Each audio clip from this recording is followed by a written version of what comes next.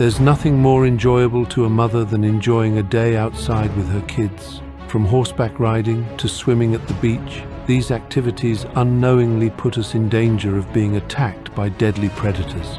Hit that like button and subscribe right now. In today's episode, we go over 3 times mothers were eaten alive by deadly predators in front of their children. Welcome to Final Affliction.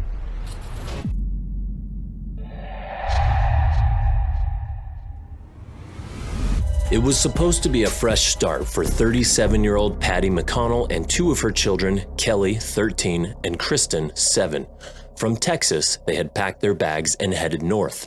Their destination was Alaska, the great wilderness, the fresh air, the sense of adventure, and the prospect of new beginnings. With a long and arduous journey behind them and more than 12 hours ahead of them, Patty decided to pull over for a break. She spotted a sign along the highway, Liard River Hot Springs Provincial Park. It seemed like the perfect spot for them to stretch their legs and relax. It was a beautiful day on August 14th, 1997. Raised wooden walkways led the family of 3 from the car park over the swampland to the hot springs. An area of tranquility awaited them. Surrounded by boreal forests, the pools of naturally warm water are a haven for wildlife. Many people bask in the warm pools, soaking in the beautiful surroundings. But with the natural beauty comes the danger. With the great wilderness comes the wild. Patty and the 2 children slipped into their swimming suits. Barefooted, they trotted excitedly along the wooden walkways towards the pristine waters. Kristen jumped into the pool first. She immersed herself in the water as the warmth engulfed her. Patty's son Kelly asked to walk to the next pool. Reluctantly, his mother agreed, telling Kristen to be safe in the water. Both Patty and Kelly walked a little further to the viewpoint. Pointing out the interesting plants that were encroaching on the still pools, they suddenly heard a noise, a rustling over Patty's shoulder. She turned around and was shocked to see a black bear only feet from them and the walkway. "Freeze, Mom," cried Kelly. Patty's heart thundered in her chest as she froze on the spot. The bear stared at the 2 of them, its eyes locked onto Patty's. She gasped as the bear took a step forwards. "Run, Mom," cried Kelly as the bear leapt up onto the walkway. The 2 of them sprinted up some steps to the lookout, but it was a dead end. With no time to think, Patty turned around just in time to see the bear launch itself right at her. She was knocked to the wooden floor. The 7-foot giant had her pinned down and was mauling her face. Patty screamed. Kelly grabbed a tree branch and whacked the bear. Again and again he hit the bear as it savagely bit Patty's face over and over. At first, the bear didn't flinch, but then it paused and looked up at Kelly. He let out a cry as the bear went for him. Its 2-inch claws sliced through his torso. He gasped, unable to do anything but try and curl up into a ball. Kelly and Patty's screams had been overheard by Ray Kitchen, a 56-year-old trucker from British Columbia. He had been bathing in one of the pools with his children, and now he sprinted along the wooden walkways. His feet thundered over the damp wooden slats. When he reached the lookout, he came to a sudden standstill. There, less than 6 feet away, stood a black bear with its back to him. He could see it straddling a young boy. Next to it lay the lifeless body of a woman. He yelled at the bear and, grabbing a branch from a tree, began banging on the railing. The crashing sound did nothing to distract the bear. It continued mauling Kelly, not so much as flinching at the commotion behind it. Ray took a step forward, still yelling at the huge beast. He jabbed at it with the tree branch. Driving the branch into the bear's side, the bear lifted its head. It turned and looked at Ray for a split second before diving at him. The sheer force from the impact sent Ray flying through the railings and onto the wet, boggy ground below. The bear pounced on him. Ray's screams were heard by others who came running to find out what was going on. Other tourists threw rocks, sticks, and stones at the bear, but to no avail. With the bear's focus now on Ray, Kelly was able to breathe. He had been badly injured. Deep gouges where the bear had slashed him with its claws covered his body. Bite marks scarred his face and neck. He crawled over to his mother. She moved at the sound of his voice. He held her hand. Her breathing was labored. Blood pooled around her body. Kelly told his mom that everything was going to be okay. He told her that they would make it through this together. She managed to utter a few final words. She told him to look after his younger sisters. She told him she loved him. Then, with a final squeeze of his hand, she sighed her last breath. Their screams, along with those from Ray, were heard by others. Frank Headingham was sunbathing by one of the lower pools and thought the noise was from the youngsters enjoying the water. But when he heard the words "help" and "bear," he leapt to action. He raced along the walkway towards the shouting. Ingrid Bailey was also walking along the paths when she heard the commotion. As a firefighter and first aider, she rushed to help. On the viewing platform, she found Kelly cradling his mother's head in his hands. She raced over to them and began CPR on Patty. Frank began wrapping a handkerchief around one of Kelly's open wounds, but then he heard another cry. It came from the bushes, only yards from where they were all gathered. It was Ray. He was still alive, only now his cries were quieter and less intense. The bear was still savaging him. Frank picked up a fallen branch. He began hitting the bear as it continued to attack Ray. The bear shifted its grip on Ray, lifting him into the air. It shook Ray's limp body. He was thrown around like a rag doll. The bear released its grip on Ray, leaving him crumpled on the ground. Ray was dead. When it was done, the bear turned its attention back to Kelly and his mom. From the swamps, it reached a single paw up onto the platform, clawing at Kelly's feet. Frank ran up to the bear and kicked it right in the snout. The bear immediately fell backwards. But instead of retreating into the undergrowth, it headed once more to the wooden walkways, where there were yet more tourists. The screams from the attacks had sent people running. News of a rampaging bear made its way through the park and fear spread. While Ingrid still fought to keep Patty alive, the bear continued its frenzy. Ambling along the boardwalks, the bear followed the distressed visitors. It picked up pace as the urge for another attack grew. In the panic, 28-year-old research assistant Ari van der Velden slipped and fell. He rolled off the boardwalk, and before he had time to pick himself up, the bear was upon him. It slashed his legs and bit into his arm. Ari felt the immense pressure of the bear's teeth. With a bite force of 800 psi, the black bear is typically an opportunistic predator and uses both its teeth and claws to subdue its prey. Ari cried out in agony. He desperately tried to fight the bear off, punching it in the snout, pulling its ears, and gouging its eyes. But the bear was so huge and powerful, Ari's efforts largely went unnoticed. As terrified visitors ran into the car park, Dave Webb, a 49-year-old businessman from Alaska, was just pulling in. He asked one of the fleeing people what was going on. Upon hearing that it was a bear attack, he grabbed two of his guns. He threw one to Dwayne Eggerbroten, and the two of them headed along the boardwalks. They spotted the bear on top of Ari, who was still fighting for his life. Dwayne took aim and shot the bear in the back of the neck. The bear slumped to the ground. Dwayne fired two more shots into the bear just to make sure that it was dead. He and Dave jumped down to Ari and picked him up. Emergency services arrived on the scene. Despite the best efforts of Ingrid to revive Patty, the mother of three sadly died at the viewpoint. Her young son Kelly and Ari were both taken to the hospital. They fought for their lives and incredibly survived the ordeal. Kelly spent 3 weeks in a Canadian children's hospital. He suffered broken ribs, a punctured lung, a fractured vertebrae, and multiple deep lacerations. As the years have passed, he is still tormented by what happened to his mother. He asks himself over and over if he could have done more to protect her. But in reality, as a 13-year-old boy, he did more than most. Without hesitating, he attacked the bear. His heroic efforts had the desired effect and distracted the bear, but the damage to his mother had already been done.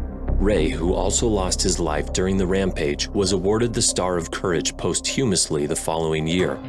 More than 500 mourners turned out at his memorial service. Even the former President Bill Clinton wrote a letter to Ray's wife. He honored the bravery of a man who saved complete strangers, resulting in his own terrifying final affliction. Cindy Parolin was a crisis counselor at Princeton Hospital, British Columbia. She was also a mother of 4. As an adventurous 36-year-old, Cindy was often taking her children, ages 13, 11, 10, and 6, on adventures in the great outdoors. Princeton is a mining and ranching town, 120 miles east of Vancouver. There is plenty of wilderness to explore and hunt in, and on this occasion, on August 19, 1996, the family were off camping. Cindy and 3 of her children were riding their horses into Similkameen backcountry in the shadow of the Cascade Mountains. This rough and rugged terrain is home to eagles, deer, and of course, the mountain lion. Rocky ridges and wooded mountainsides provided a stunning backdrop to open grasslands and the crystal clear waters of the Similkameen River. The family headed along one of the many horse trails. Their destination was an isolated campsite where they were to meet Cindy's other son and husband. The children were excited. They were seasoned riders and had ridden many times before, but always loved the thrill of a new adventure. During hunting season, Cindy would carry a rifle with her, strapping it to her saddle. This time, however, with hunting season still weeks away, Cindy had left her rifle at home. The sun was rising high in the sky. The young family chatted to each other as their horses plodded along the off-road tracks. The air was warm and the scenery was beautiful. They came upon a slight curve in the track. The horses hesitated. Cindy gave her horse a gentle nudge to carry on, but it refused. Stroking the horse's velvet soft neck, Cindy looked back at the others. They too stood still. Flicking their heads up and down and dancing a little on the spot, the horses were anxious. Someone or something had spooked them. Cindy looked around. There was nothing there. A gentle breeze filled the air. The horses snorted and shifted uneasily on their feet. Then suddenly, from the nearby bushes, something darted at them. Cindy heard a crashing through the undergrowth and turned to see a mountain lion launch itself at her youngest boy. It narrowly missed 6-year-old Stephen and instead grabbed onto the horse's neck. The mountain lion fell to the floor, scrambled about, and proceeded to attack once more. It leapt at Stephen, clawing at his legs. His shoes and socks were torn off. The horse reared up in fright, knocking Stephen to the floor. In a wild panic, Stephen's horse bolted, and the mountain lion jumped on top of the dazed 6-year-old. All Cindy and the others could see was Stephen's legs kicking and thrashing about underneath the animal. Cindy screamed at the lion. She jumped off her horse and snapped a branch from a nearby tree. Wielding the branch in her hand, she raised it above her head and brought it crashing down on the cat's back.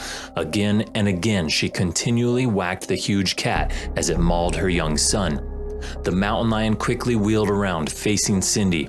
It released its grip on the boy, and in seconds, it had pounced on top of Cindy, knocking her to the ground. She yelled at the other 2 children to rescue Stephen. They leapt down from their horses and grabbed their little brother. Their horses spooked and tore off into the wilderness. Cindy tried desperately to kick and punch the mountain lion as it pinned her down. Frantically, she tried again and again to disarm the beast, but it slashed her over and over with its sharp claws. It bit her on her face and chest with its 2-inch long canines. The attack was rapid and vicious. With the sound of their mother's desperate fight behind them, David and Melissa half dragged and half carried Stephen back down the track. He was bleeding profusely. His scalp was torn and his face bloodied. He was screaming and crying in agony as they hurriedly made their way over the rough and unforgiving terrain. Without looking back, the trio eventually made it back to the car over 1.5 miles away. The sound of their mother's cries had died down as they neared the car park. 11-year-old Melissa stayed with Stephen by the car while 13-year-old David ran to a nearby campsite. He screamed for help, and one of the campers, Jim Mannion, came running. He and David leapt into his pickup truck and sped up the track. It had been an hour since the attack, and David didn't know what he would find. It was an agonizing wait as the truck bumped and crashed its way towards Cindy. They made it to the spot, and Jim screeched to a halt. Jumping out of the vehicle, they looked around. Then they heard it. Muffled groans and cries. In the bushes, only feet from the attack site, Cindy was still putting up a fight. The 60-pound mountain lion had tried to drag her away. It was still on top of her, unable to subdue the determined mother. Jim raised his gun, but with all the commotion, he was afraid of hitting Cindy. He fired a shot into the ground, and then he threw stones and rocks at the animal until it turned its attention to him. Its muzzle red and wet, its jaws open, the mountain lion locked its eyes on Jim. Slowly, it edged closer. David took a step backwards. Then as the mountain lion sprang forwards, Jim fired his gun, and the mountain lion yelped and fled into the undergrowth. Jim and David rushed over to Cindy. Miraculously, she was still alive, but she knew her time was up. After an incredible fight for over an hour, she had only one question, and that was whether her children were safe. Upon hearing that they were fine and recovering, she sighed in relief and closed her eyes. Jim picked her up and rushed her to the hospital, but she was pronounced dead on arrival. Stephen was taken to the same hospital. He had suffered significant tears to his scalp and required 70 stitches, but thanks to the heroic actions of his mom, he went on to make a full recovery. Conservation officers searched the attack site. They found the mountain lion lying dead in the undergrowth, 150 yards from where it had attacked Cindy. It had died from Jim's gunshot wound. The officers claimed that the mountain lion was a youngster that had probably recently been left by its mother. Hungry and being forced to fend for itself, it attacked opportunistically when it saw the family on horseback. The Governor General of Canada posthumously awarded Cindy the Star of Courage for her incredible bravery. Her loss was felt far and wide. Over 600 mourners attended her funeral, including Jim Mannion. She was a popular member of the community, and her courage was honored by so many for doing what every good mother would do: risk her life to save her children from meeting their final affliction.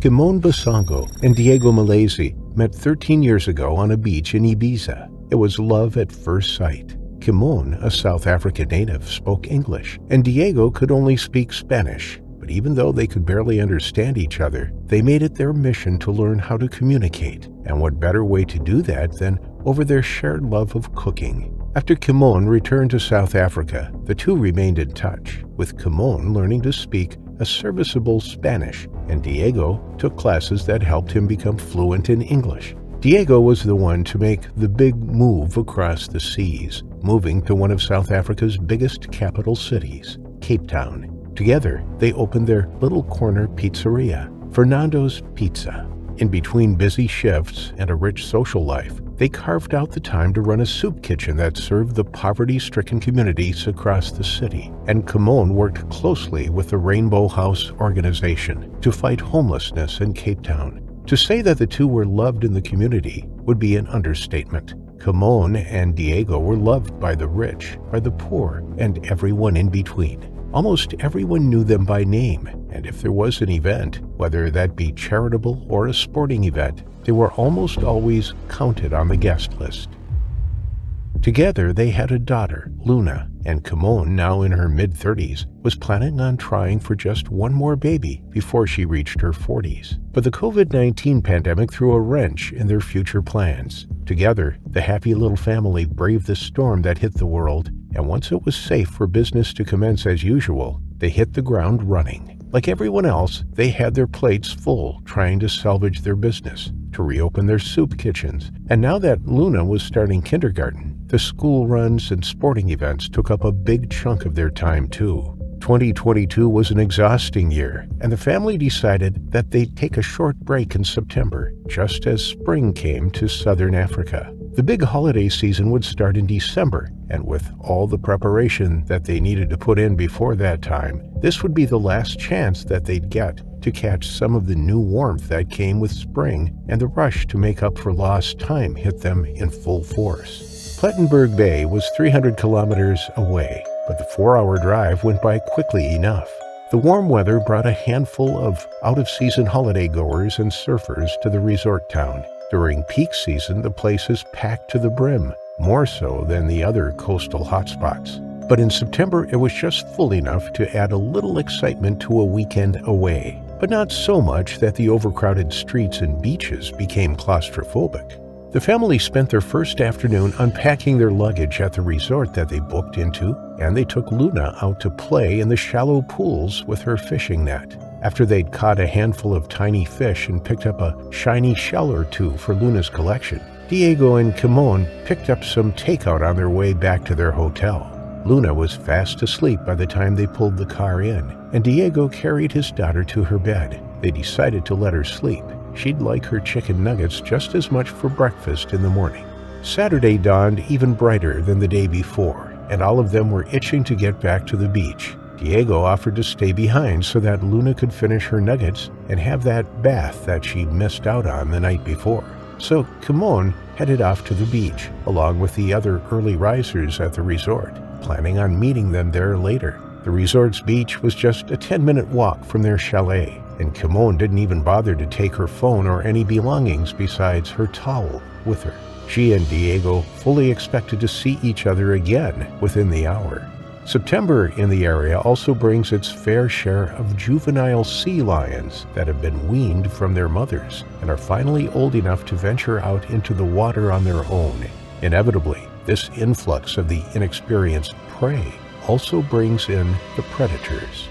Just 3 months ago, there had been a fatal attack on a human from a great white right on the stretch of beach where Kimon was swimming. The warning signs and red flags were long gone from the sands now, and the country had all but forgotten about the tragic event. Besides attacks being incredibly rare, the oceans also have nets spun around popular swimming destinations to keep the bigger fish out, and a slew of observation vessels that are constantly scanning the surface for sightings. How the 14-foot great white managed to slip through the nets and the searchers' sharp eyes is still a mystery. It literally came out of nowhere.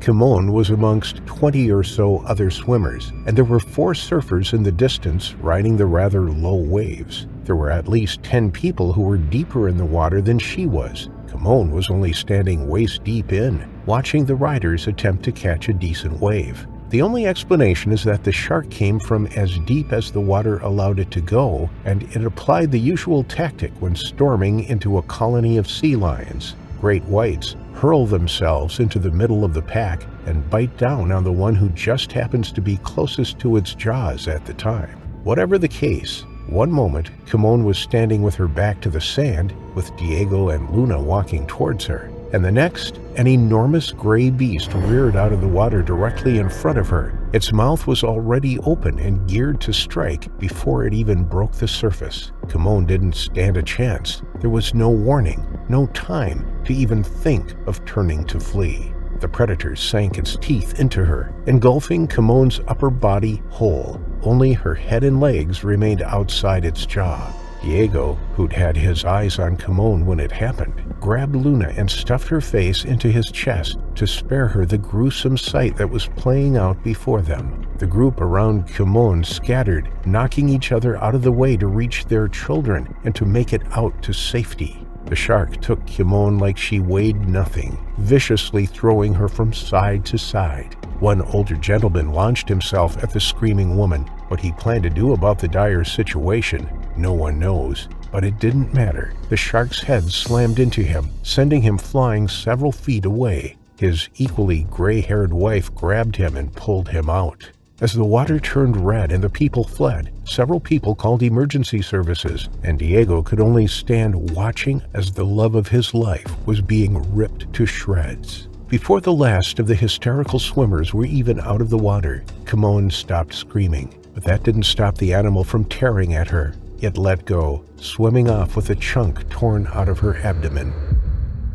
After making a wide loop, just long enough to swallow, it struck Kimon's lifeless body again, this time making away with a piece of her left thigh. Diego couldn't take it anymore. He shoved Luna into the arms of the elderly woman who'd helped her husband out of harm's way. Diego was about to enter the water himself. It didn't matter that she was already dead, or that he stood a good chance of dying himself if he dared to go in, as long as he could get her out. The old man saw what he was about to do, and despite his bruised ribs and his age, he grabbed Diego and held him back, yelling at him that his little girl shouldn't be orphaned completely.